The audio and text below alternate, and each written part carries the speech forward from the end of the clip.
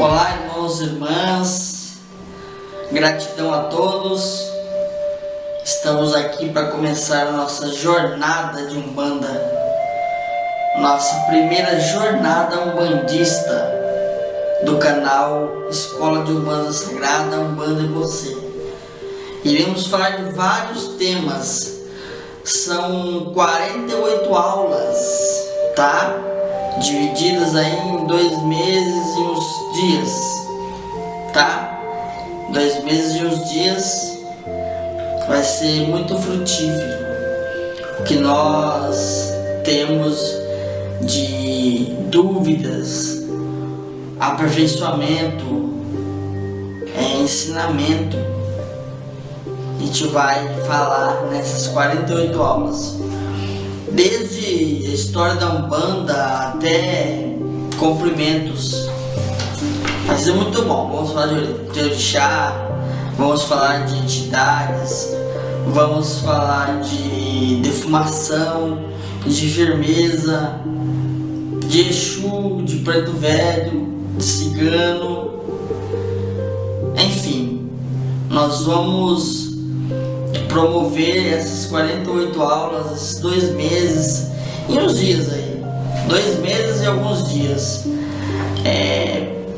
para ficar, para entrar dentro da cabeça de cada um de nós, para podermos fixar mais o que é Umbanda, não é? Umbanda sagrada, Umbanda que vem do alto, Umbanda que vem nos navios negreiros, Umbanda de Exu, Umbanda de Caboclo, Umbanda da Ibeijada, que são os cosmos. A Umbanda que a gente almeja,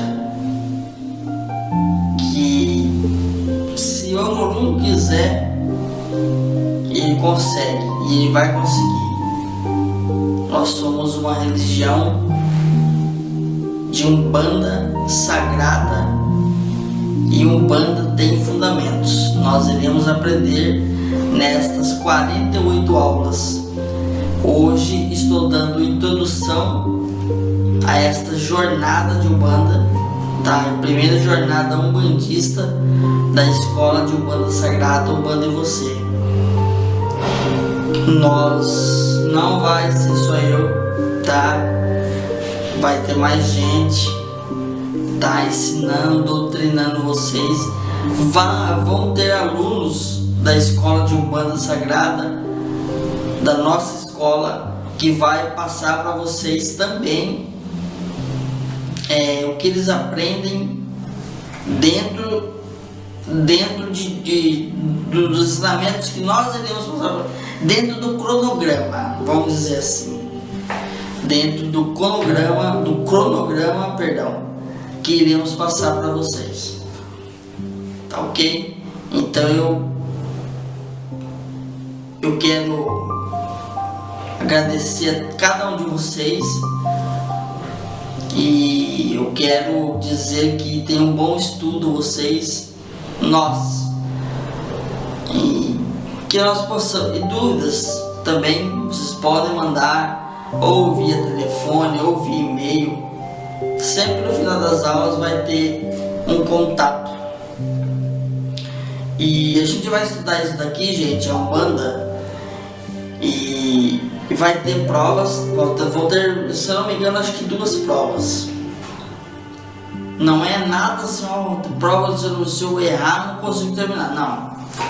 Vão ser provas mais para recapitular mesmo, para gravar, não é? E vão ser tudo por e-mail, vocês vão mandar, e no final do curso terá o certificado. Cada um de vocês irá guardar o certificado que nós vamos passar para vocês. Então eu agradeço desde já a cada um de vocês, e eu dou agora por início a nossa primeira jornada umbandista da Escola de Umbanda Sagrada, Umbanda e Você. Sejam todos bem-vindos. Que Oxalá abençoe a todos e bons estudos.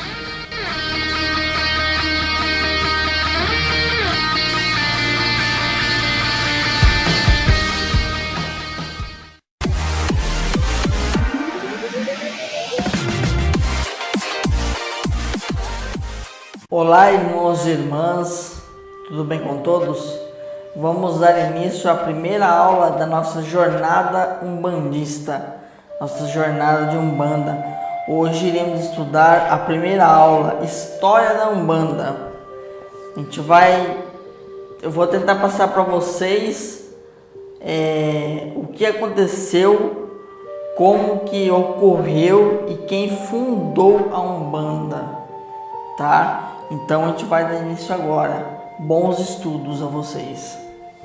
No final de 1908, o Zélio Fernandino de Moraes, um rapaz de 17 anos de idade, ele se preparava para entrar para fazer carreira militar. Ele ia ser marinheiro. No caso, ele se ingressou na marinha. Começou a sofrer uns estranhos ataques. Sua família, conhecida e tradicional na cidade de Neves, estado do Rio de Janeiro, foi pega de surpresa pelos acontecimentos. Esses ataques do rapaz eram características de posturas de um velho falando coisas sem sentido e desconexas, como se fosse outra pessoa que havia vivido em outra época. Muitas vezes assumiam a forma que parecia de um felino lépido e desembaraçado, que mostrava conhecer muitas coisas da natureza. E levaram ele no médico. Levaram o Zélio Fernandino de Moraes ao médico. Os médicos fizeram vários exames, foram tentados ver vários diagnósticos, mas não acharam o problema em Zélio, tá? Aí um conhecido muito íntimo da família disse que aquilo geralmente quando acontecia aquilo era problemas espirituais, tá?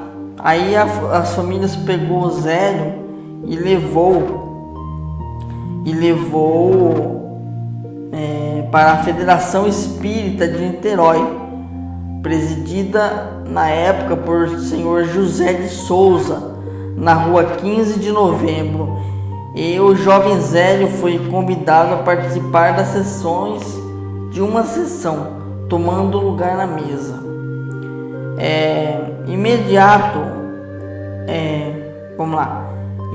Tomando uma força estranha e alheia à sua vontade e contrariando as normas, impediam o afastamento de qualquer promessa da mesa.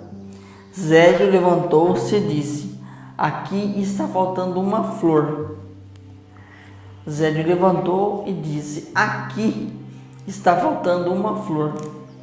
Zélio então se levantou, saiu da sala, foi até o jardim e voltou com uma flor que colocou no centro da mesa. Essa atitude causou espanto em todo mundo que estava ali, nos médios, nas pessoas que estavam acompanhando. Então foi essa atitude restabelecidos os trabalhos, manifestavam-se médiuns kardecistas, espíritos que se diziam pretos, escravos e índios. Então, nos médiuns que estavam ali na casa, começou a incorporar pessoas que se diziam negras, velhos e índios. O diretor dos trabalhos achou tudo aquilo um absurdo e advertiu-os com aspereza, citando o seu astro espiritual e convidando-se a se retirarem. Após o incidente, novamente uma força estranha tomou Zélio através dele e falou: porque repelem a presença desses espíritos, se nem sequer se dignaram a ouvir suas mensagens? Será por causa de suas origens sociais e da cor? Isso foi a entidade que já estava em zero, entendeu? Já tinha tomado zero. Seguiu um diálogo acalorado e os responsáveis pela sessão procuravam doutrinar e afastar o espírito desconhecido, que desenvolvia uma argumentação segura. Que eles ficaram estranhos porque o espírito que estava em Zélio, ele falava firme, ele falava sincero, ele passava aquela confiança, né? Ele passava aquela confiança. Um médium vidente perguntou: por que o irmão fala nesses termos, pretendendo que a direção aceite a manifestação de espíritos que, pelo grau de cultura que tiveram quando encarnados, são claramente atrasados? Por que falo deste modo, se estou vendo que me dirijo neste momento a um jesuíta e suas vestes brancas refletem a aura de luz? E qual o seu nome, irmão? Então aquele médium vidente fez esse questionamento à entidade que estava em Zélio. Aí a entidade que tomou o Zélio disse: se queres o nome, que seja este. Sou o caboclo das 7 encruzilhadas, porque para mim não haverá caminhos fechados. O que você vê em mim são restos de uma existência anterior. Fui padre e meu nome foi Gabriel de Malagrida. Fui acusado de bruxaria e fui queimado na fogueira da Inquisição em Lisboa no ano de 1761. Mas a minha última existência física, Deus concedeu-me o privilégio de nascer como um caboclo brasileiro. Estas foram as palavras da entidade do caboclo que estava em Zélio, o caboclo das 7 encruzilhadas. Anunciou também o tipo de missão que trazia do astral. Se julgam atrasados os espíritos de pretos e índios, devo dizer que amanhã, dia 16 de novembro, estarei na casa do meu aparelho às 20 horas para dar início a um culto em que esses irmãos poderão dar mensagens e, assim, cumprir missão que o plano espiritual lhes confiou. Será uma religião que falará aos humildes, simbolizando a igualdade que deve existir entre todos os irmãos, encarnados e desencarnados. O vidente retrucou, quer dizer, aquele vidente que estava lá, que questionou o caboclo das 7 encruzilhadas, ele retrucou, ele disse: julga o irmão que alguém irá assistir o seu culto? Perguntou com ironia, e o espírito já identificado disse: cada colina de Niterói atuará como porta-voz anunciando o culto que amanhã iniciarei. Para finalizar, o caboclo completou: Deus, em sua infinita bondade, estabeleceu na morte o grande nivelador universal, rico ou pobre, poderoso ou humilde.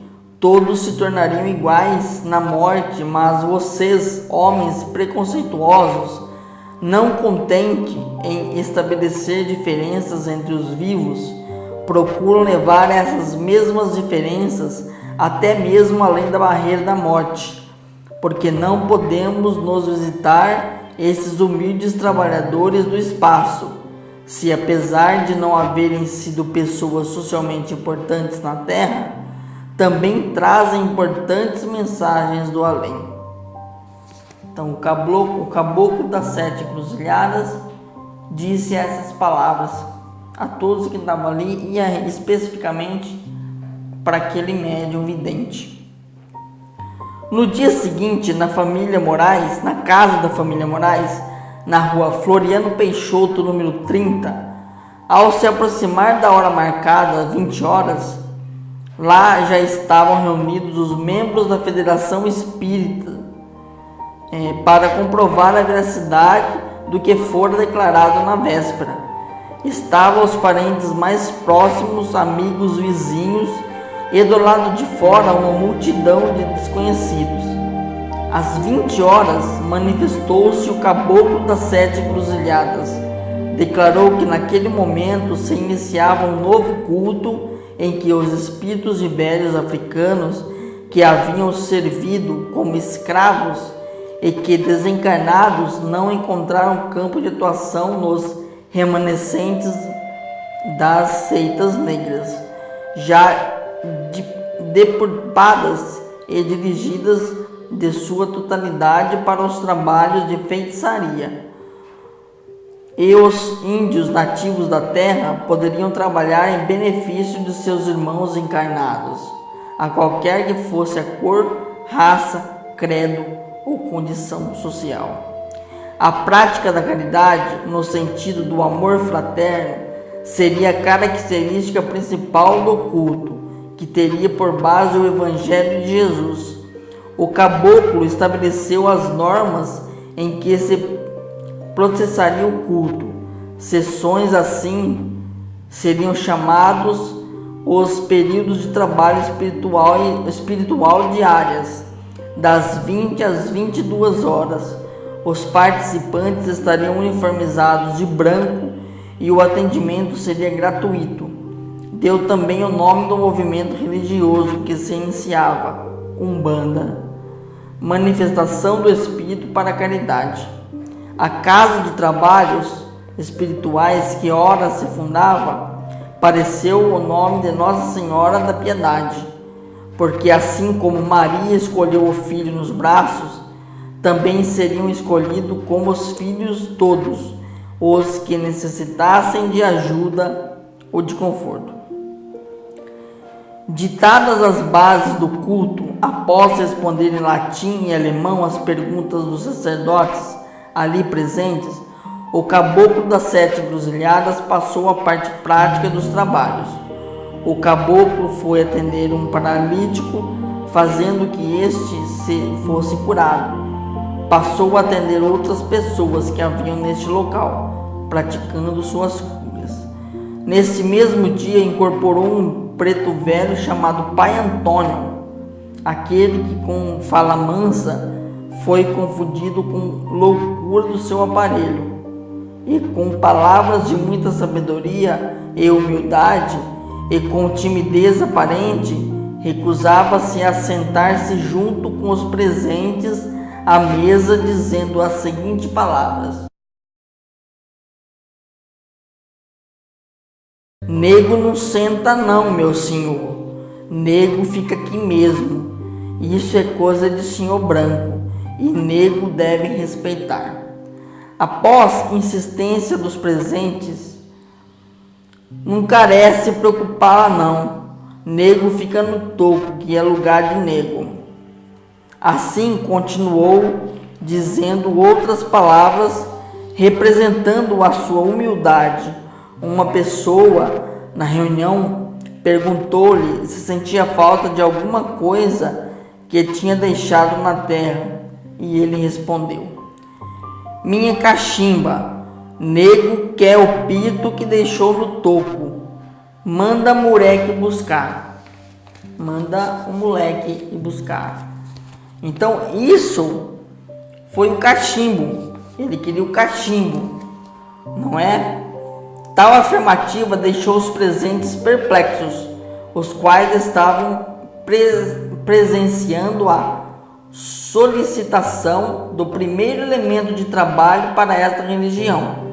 Foi Pai Antônio também a primeira entidade a solicitar uma guia. Guia é isso aqui, pessoal.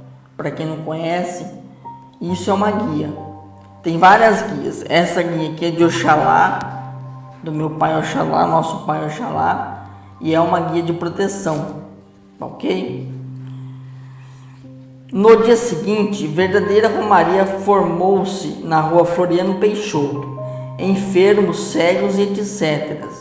vinham em busca de cura e ali a encontravam. Em nome de Jesus, médiuns cuja manifestação mediúnica fora considerada loucura deixaram os sanatórios e deram prova de suas qualidades excepcionais. A partir daí, o caboclo das 7 Encruzilhadas começou a trabalhar incessantemente para o esclarecimento, difusão e sedimentação da religião de Umbanda. Além de Pai Antônio, tinha como auxílio o caboclo Orixá Malé, entidade com quem experiência no desmanche de trabalhos de baixa magia. Em 1918, o caboclo das 7 Encruzilhadas recebeu ordem do astral superior para fundar 7 tendas para a propagação da Umbanda. As agremiações ganharam os seguintes nomes: Tenda Espírita Nossa Senhora da Guia, Tenda Espírita Nossa Senhora da Conceição, Tenda Espírita Santa Bárbara, Tenda Espírita São Pedro, Tenda Espírita Oxalá, Tenda Espírita São Jorge e Tenda Espírita São Jerônimo. Enquanto Zélio estava encarnado, foram fundadas mais de 10.000 tendas a partir das mencionadas. Então, a partir dessas tendas espíritas, Zélio, quando ele estava aqui na Terra, ele estava encarnado aqui na Terra, ele conseguiu fundar em torno de 10.000 tendas, começando a partir dessas, tá? Então foi uma coisa assim que Deus trouxe Zélio para realmente ser um fundador ou ser um aparelho daquela entidade que fundou a Umbanda, e a Umbanda é essa maravilha que é hoje, né? Embora não seguindo a carreira militar para a qual se preparava, pois sua missão mediúnica não o permitiu, Zélio Fernandino de Moraes nunca fez da religião sua profissão. Trabalhava para o sustento de sua família e diversas vezes contribuiu financeiramente para manter o templo que o caboclo das 7 Encruzilhadas fundou, além das pessoas que se hospedavam em sua casa para os tratamentos espirituais, que, segundo o que fizeram, parecia um albergue. Nunca aceitava ajuda monetária de ninguém.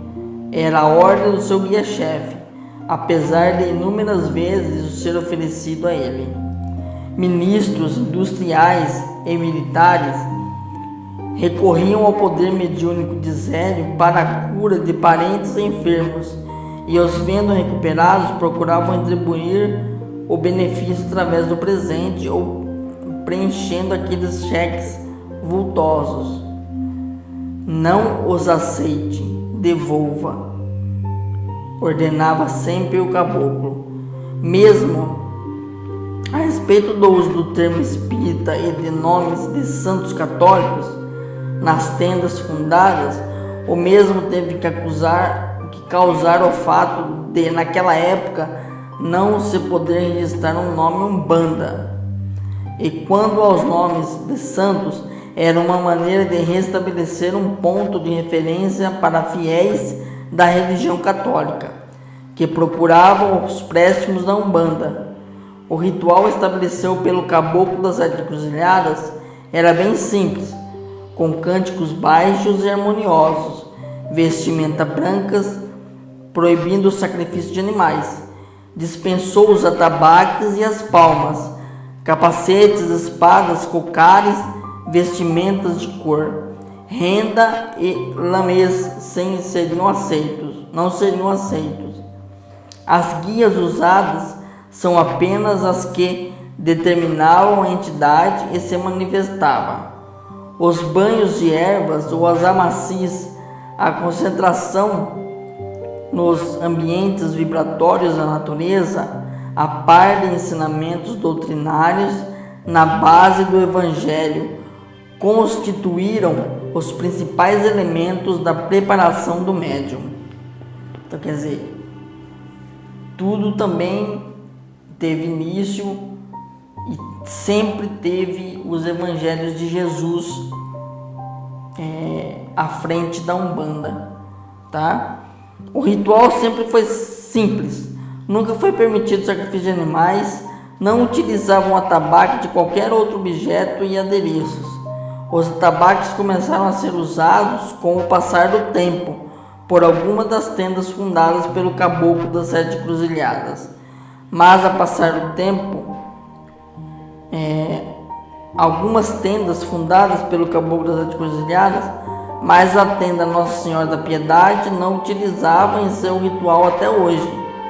Após 55 anos de atividade, à frente da tenda Nossa Senhora da Piedade, primeiro templo de Umbanda, Zélio entregou a direção dos trabalhos às suas filhas, Zélia e Zilmeia, continuando ao lado da sua esposa Isabel, médium do Caboclo Roxo, e trabalhava na cabana do Pai Antônio, em Boca do Mato, distrito de Cachoeira de Macacu, Rio de Janeiro, dedicando a maior parte das horas do seu dia ao acontecimento em portadores de enfermidades psíquicas e de todos o que eu procurava.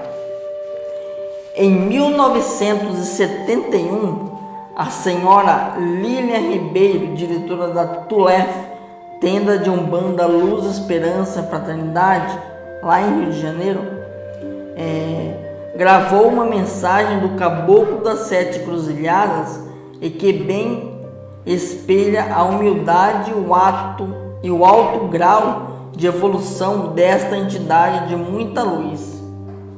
Então, quer dizer, eu vou ler para vocês aqui a carta que ele ditou para ela. É uma coisa muito linda, tá? E essa carta aqui, para quem quiser, você aluno que quiser essa carta, no final dessa aula História da Umbanda, vai ter lá o telefone e o e-mail. Mande um e-mail pra gente e nós vamos disponibilizar para vocês uma cópia desta carta, tá? Vai ser mandado no e-mail de vocês e aí vocês imprimem, fazem um quadro, aí é de caráter de cada um. Então eu vou ler para vocês o que o caboclo pediu para Lília Ribeiro escrever. A Umbanda tem progredido e vai progredir. É preciso haver sinceridade e honestidade. E eu previno sempre aos companheiros de muitos anos: a vil moeda vai prejudicar a Umbanda. Médios que irão se vender a qualquer preço, mais tarde expulsos, como Jesus expulsou os vendilhões do templo. O perigo do médio homem é o consulente mulher, do médio mulher e consulente homem. É preciso estar sempre de prevenção, porque os próprios obsessores que procuravam atacar as nossas casas fazem com que toque alguma coisa no coração da mulher, que fala o pai do terreiro, como no coração do homem, que fala a mãe do terreiro. É preciso haver muita moral para que a Umbanda progrida, seja forte e coesa. Umbanda é humilde, é humildade, amor e caridade. Esta a nossa bandeira. Nesse momento, meus irmãos, me rodeiam diversos espíritos que trabalham na Umbanda do Brasil: Caboclo de Oxóssi, de Ogum, de Xangô. E porém sou da falange de Oxóssi. Meu pai, e não vim por acaso, trouxe uma ordem, uma missão. Meus irmãos, sejam humildes, tenham amor no coração, amor de irmão para irmão, porque vossas mediunidades ficarão mais puras, servindo aos espíritos superiores que venham a baixar entre vós.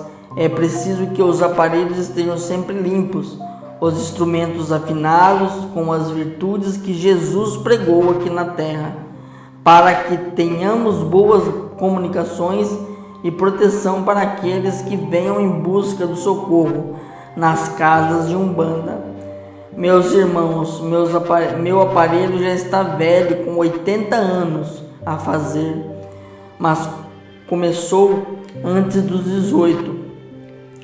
Posso dizer que eu ajudei a casar, para que não estivesse a dar cabeçadas, para que fosse um médio aproveitável e que pela sua mediunidade eu pudesse implantar a nossa Umbanda.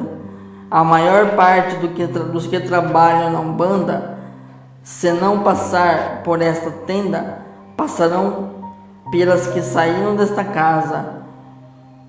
Tenho uma coisa a vos pedir. Se Jesus veio à terra, ao planeta Terra, na humildade de uma manjedoura, não foi por acaso. Assim o Pai determinou. Podia ter preocupado a casa de um potentado na época, mas foi escolher aquela que havia de ser sua mãe.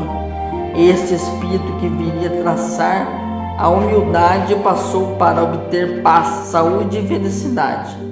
Que o nascimento de Jesus, a humildade, os passos para obter paz, saúde e felicidade que ele deixou na terra, sirva de exemplo, iluminando os vossos espíritos, tirando os escuros da maldade por pensamento ou prática. Que Deus perdoe as maldades que possam ter sido pensadas, para que a paz possa reinar em vossos corações e nos vossos lares. Fechai os olhos para a casa do vizinho, fechai a boca para não murmurar contra quem quer que seja. Não julgueis para não serdes julgados. Acreditai em Deus e a paz entrará em vosso lar. É dos evangelhos eu, meu irmão, como o menor espírito que baixou a terra, mas amigo de todos, numa concentração perfeita dos companheiros que se rodeiam do nosso momento. Peço que eles sintam a necessidade de cada um de vós e que, ao sairdes desse templo de caridade, encontreis os caminhos abertos, vossos enfermos melhorados e curados, e a saúde para sempre em vossas matérias. Com um voto de paz, saúde e felicidade, com humildade, amor e caridade, sou e sempre serei humilde, caboclo das 7 encruzilhadas. É isso aí. Essa carta foi do próprio caboclo das 7 encruzilhadas. Ele ditou, tá? E Lilian Ribeiro, diretora da Tulef, escreveu, não é? E agora aqui para terminar